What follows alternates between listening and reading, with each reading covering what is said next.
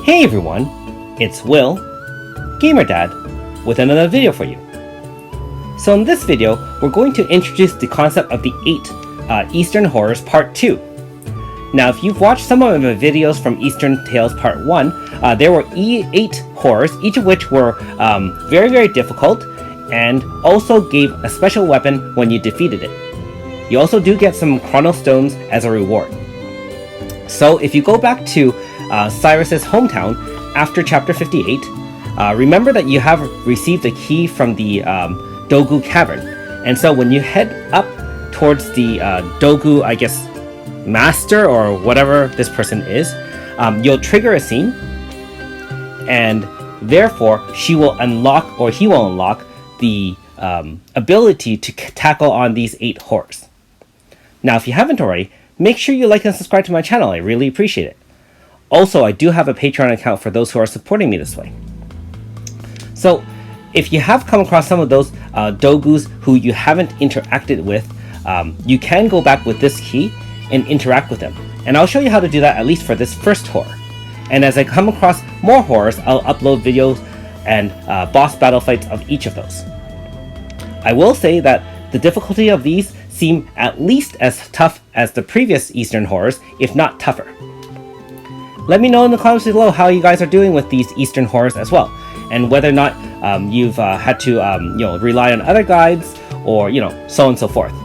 For myself, I actually just tried to tackle it blind as usual, and it took a while to actually get the timing down and the rotation as well.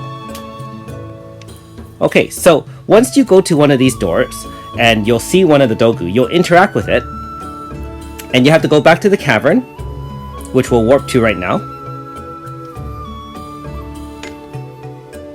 So there is some sort of almost like a word code that you have to do for each of the 8 horrors before they even let you in to fight it. And so you can see that there's questions, and each row of Dogu on the right corresponds to one or more letters by which you try to create a word. And so the first row in the far back is time, so T-I-M-E. Alright. Now on to question 2. So if you talk to the center Dogu again, he'll ask you a question. And in this case, the answer is tent. T-E-N-T.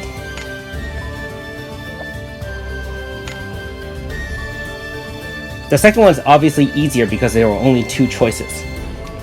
Now for the final row at the bottom row is going to be P-O-R-T, the port.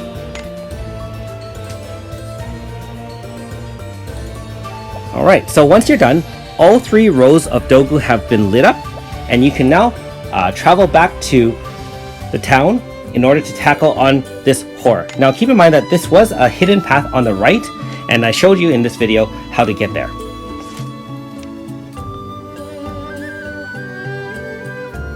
Okay, so we've now lit it up, and now we have to answer its question.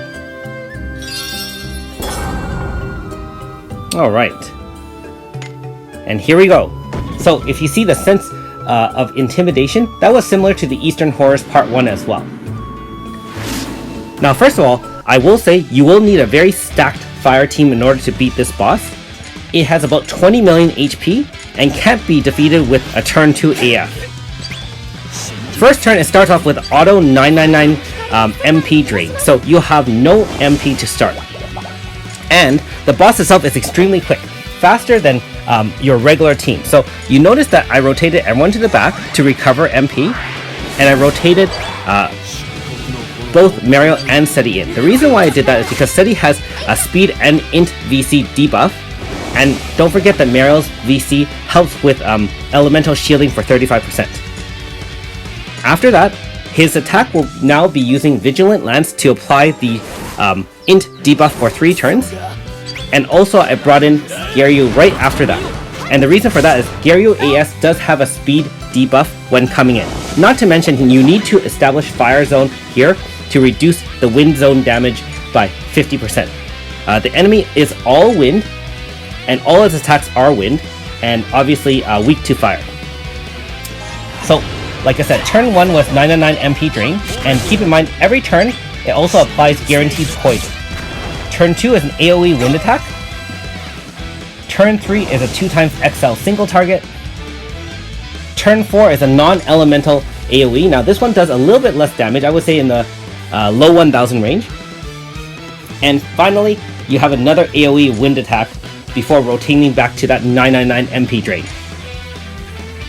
So the key to this battle, in my opinion, is to keep the speed of the boss down and make sure you have at least one int debuff on it. And like I said, Seti being not only a fire type, but one that can apply int debuffs is great. I know that his manifest weapon later on will allow him to apply a greater int debuff as well. But really the speed debuff really helps. Now you can see that even with the right timing and rotation, characters can easily die, being that this boss is one of those super bosses. And so Seti took one for the team, unfortunately.